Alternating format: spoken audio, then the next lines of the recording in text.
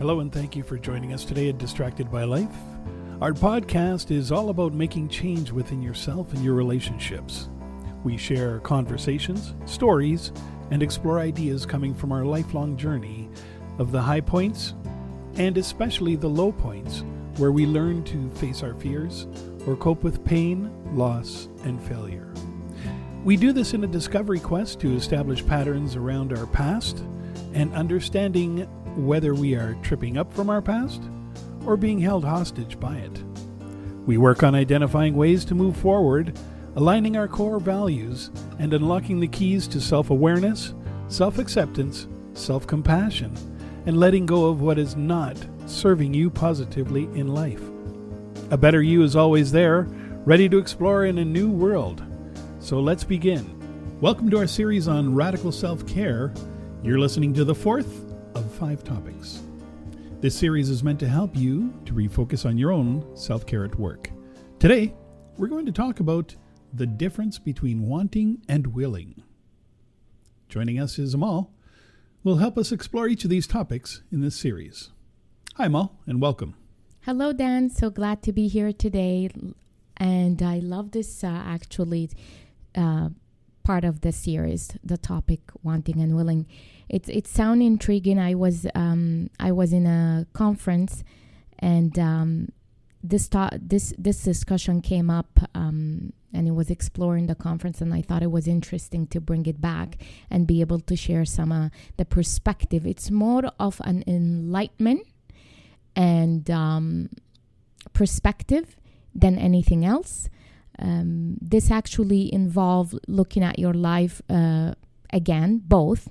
Although the series talks about practicing radical self-care in the workplace, because that's majority of our time we spend in our life in the workplace and dealing with people.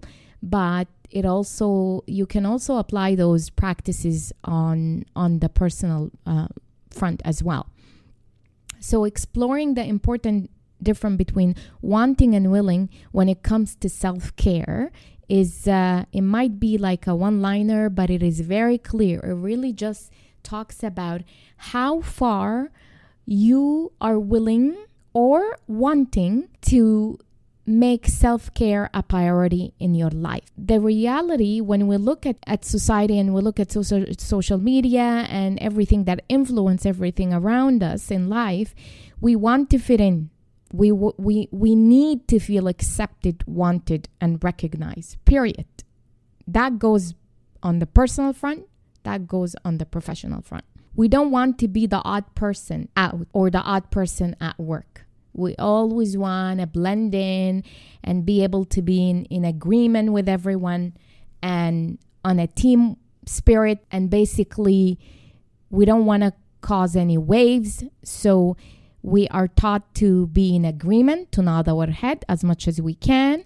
We are taught to the best way and the safest ways for us to always take on, not do any pushbacks. And when the topic is sensitive or the discussion is at a high stake, then we try to diffuse the tension as much as we can.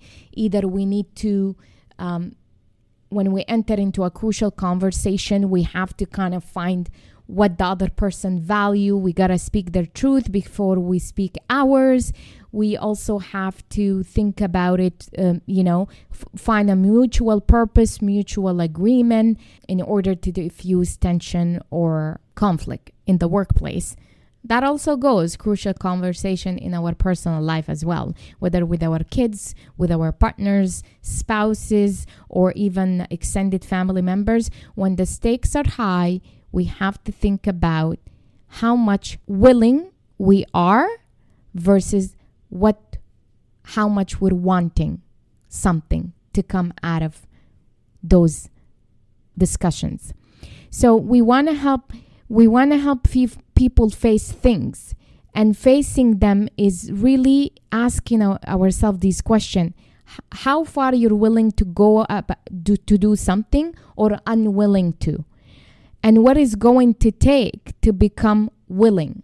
Because if it's something that is extremely high stake situation, how far you're willing to go, and what it's going to take you to be willing to kind of step into what you need to step in and tell the truth, or at least the truth from your perspective or your high stake, or communicate your high stake.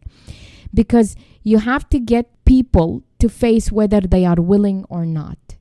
A lot of the time, I find when we discuss things in coaching, when a client comes in, it really is whether at the bottom of it in the end, it boils down to one question when I stop the client and they pause after they explain the situation, and we say, and it's basically, I have to read between the lines and see how much the client is comfortable. Are they willing or unwilling to do something? Because sometimes when there is change and shift in perspective, it requires you to face something that you're not willing to face or don't want to admit.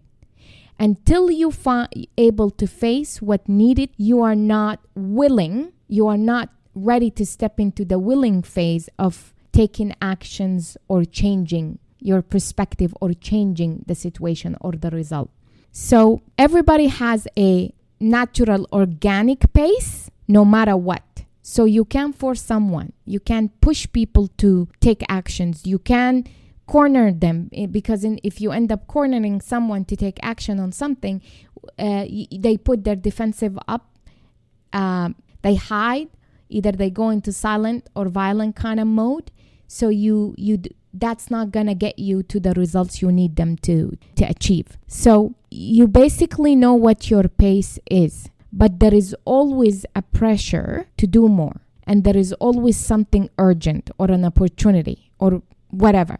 But are you willing to say no? If there is a pressure and an opportunity, and whether that pressure is from work, which a lot of the time there are a lot of pressures from the workplace that you are feeling, but can you step into, or are you willing to start building those boundaries and get to the no? And what's the implication when you are trying to build boundaries around your self-care or around your mental health in that case? You trade off basically getting the approval of others. And what you realize at some point, that people trade off your aliveness in the process of you pleasing and obtaining approval. There is always a trade-off. How wanting and willing you are. There is a difference. When you want something, you're going to do it.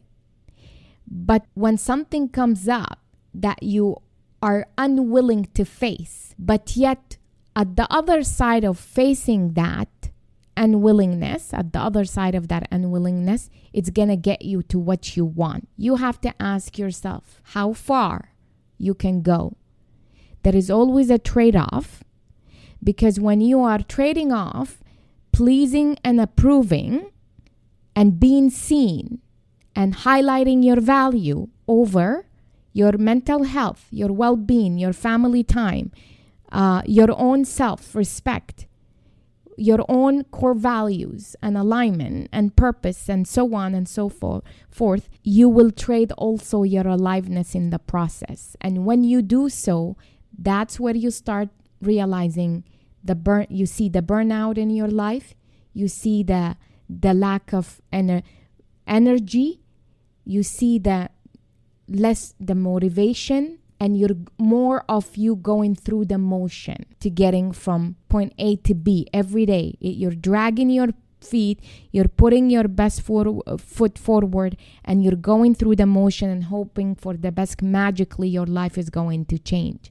But really, at the end of the day, you do have control over your mindset to some degree. You need to rewire, reframe your thoughts and be able to take charge of what you can and build those boundaries. So when you trade off to get the approval of others, and you realize at some point that you traded off your aliveness in the process of you pleasing and obtaining approval, which also result in you trading off who you are, what you value, what makes you the authentic you. To that end, and to end this session with one question to ask yourself: what are you willing to risk to being fully alive? And my final thoughts in this is There is always some sort of a compromise or a trade-off that we have to do on our part to step into what we meant to do, or if we want to call it even superpower or your potential. Basically, whether stepping into what you meant to do, your superpower, that may be your potential, your mental health, your well-being, your aliveness, whatever that may be, there is a real difference between the wanting and willing. Discover what's yours. Thank you for joining me on this session. May you find enlightenment and new perspective that moves you forward. As always, you make the journey worthwhile. Stay grounded. Back to you, Dan. Well, thanks, Amal. And thank you all for joining us here at Distracted by Life. If you're interested to learn more, check out our other podcasts, of course, or hop online to Amal's website at amalcandido.com, where she talks about her coaching world, covering life, leadership, and mindfulness, including links to popular podcasts and her books as well. With that said, stay tuned for our next episode. And from Amal and myself, thanks again, and talk to you soon.